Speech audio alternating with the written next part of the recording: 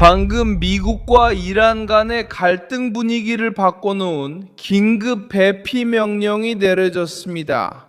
2026년 4월 22일 수요일, 트럼프 정부는 아직 이란에 남아있는 미국 시민들에게 직접 메시지를 보냈습니다. 지금 당장 떠나십시오.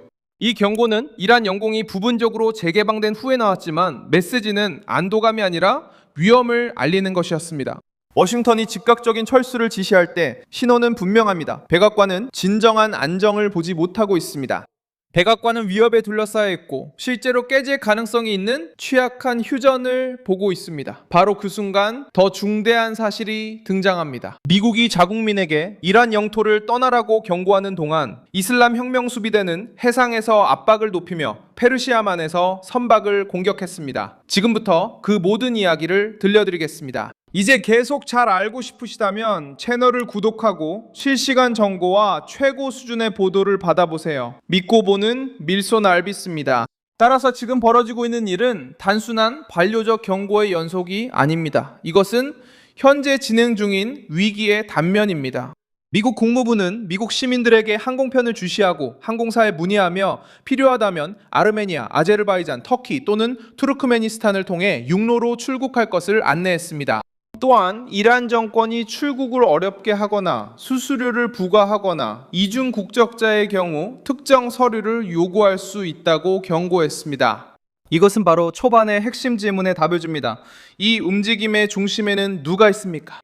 한편 트럼프 정부는 대화를 이어가면서도 최대한의 압박을 유지하려고 하고 있습니다. 반면 이란 군사 구조는 언제든지 갈등이 다시 폭발할 수 있다는 듯 계속 행동하고 있습니다. 바다에서는 테헤란의 대응이 강경하게 나왔습니다. 로이터 통신은 이슬람 혁명 수비대가 호르무즈 해협을 통해 걸프만에 빠져나가려던 두 척의 컨테이너선을 납포했다고 전했습니다. 파나마 국적의 MSC 프란체스카호와 라이베리아 국적의 에파미논다스호입니다. 같은 보도에 따르면 에파미논다스호는 이란군과 연계된 무장 선박의 총격과 유탄 공격을 받아 함교에 총격과 손상이 발생했다고 보고했습니다. 세 번째 선박인 유포리아호도 공격을 받았지만 계속 항해를 이어갈 수 있었습니다. 이것은 이번 위기가 어떻게 전개되고 있는지를 보여줍니다. 전면전 선포와 같은 공식적인 선언이 아니라 해상 위협, 실탄 사격, 선박 납포, 그리고 지구상에서 가장 중요한 항로 중 하나에 대한 통제력을 과시하는 방식으로 이루어지고 있습니다. 동시에 트럼프는 모호하지만 계산된 입장을 유지했습니다. 로이터 통신은 미국 대통령이 파키스탄의 요청으로 이란의 통합된 제안을 위한 시간을 주기 위해 휴전 연장을 발표했다고 보도했습니다. 파키스탄은 이번 대화의 중재자입니다. 하지만 이 연장은 미국이 이란의 항구와 해안에 대한 해상 봉쇄를 계속 유지하는 조건과 함께 이루어졌습니다. 요약하자면 트럼프 대통령은 휴전을 연장하지만 압박을 늦추지 않습니다. 며칠 더 시간을 주지만 테헤란의 경제적 목줄을 여전히 쥐고 있습니다. 이것이 바로 대피 경보가 걸프 지역 공세와 맞물리는 지점입니다. 워싱턴은 대화를 언급하지만 상황 악화를 대비하고 있습니다. 테헤란은 저항을 말하지만 해상 강압으로 대응하고 있습니다. 이란 측에서도 해석은 분명해졌습니다. 로이터 통신에 따르면 트럼프가 발표한 연장 조치는 이란의 주요 지도자들조차도 공개적으로 받아들이지 않았습니다. 통신사는 이란이 연장을 받아들일지 여부가 불분명하다고 강조했으며 당시에는 정권 최고위층의 즉각적인 언급도 없었다고 전했습니다. 동시에 이란 의회 의장의 보좌관은 트럼프의 제스처가 기습 공격을 위한 시간 벌기용 술책처럼 보인다고 밝혔습니다.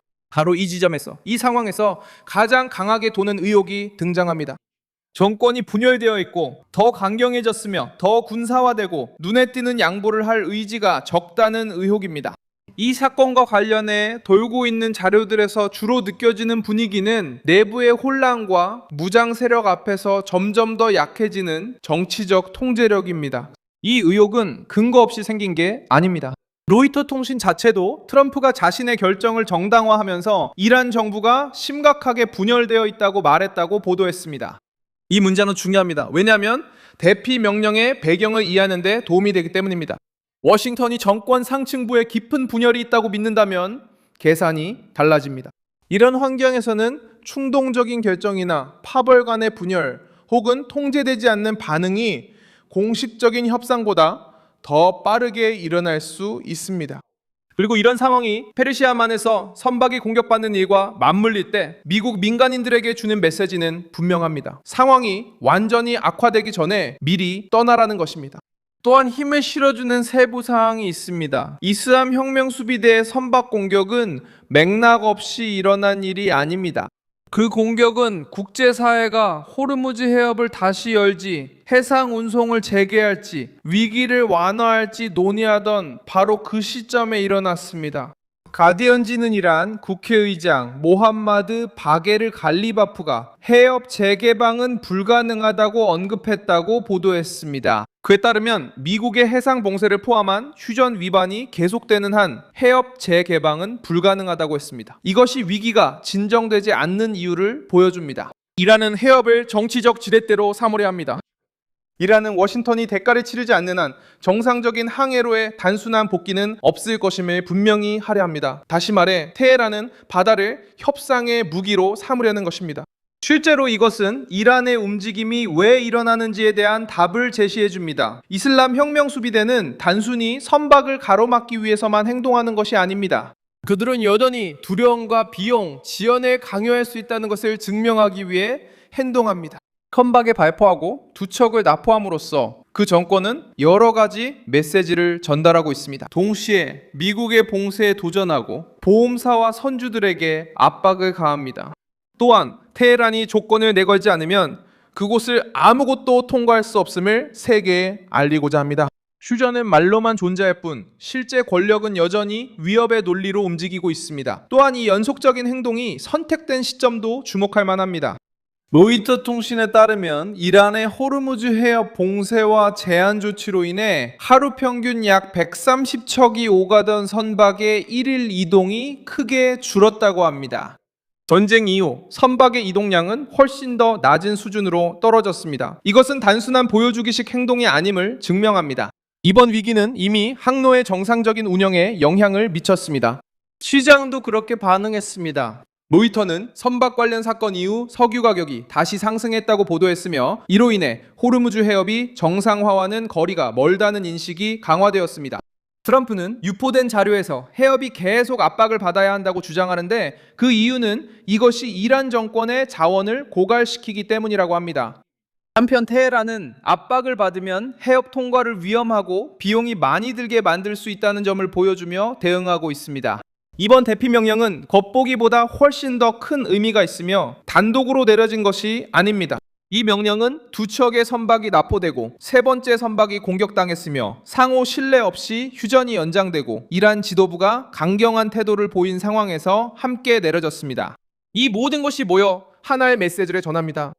이 지역은 안정을 찾은 것이 아니라 무장 휴지기에 들어섰습니다. 이런 규모의 분쟁에서 무장 휴지기는 바로 실수, 돌발 반응, 그리고 새로운 긴장 고조가 자주 발생하는 환경입니다. 두 가지 모두 휴전이 진정한 해결책이 아니라 짧은 휴식처럼 보인다는 것을 보여줍니다. 이 영상에 좋아요를 눌러주시고 채널을 구독해주세요. 그리고 마지막에는 댓글도 확인하셔서 밀소날비스 커뮤니티와 더욱 활발하게 소통해보세요.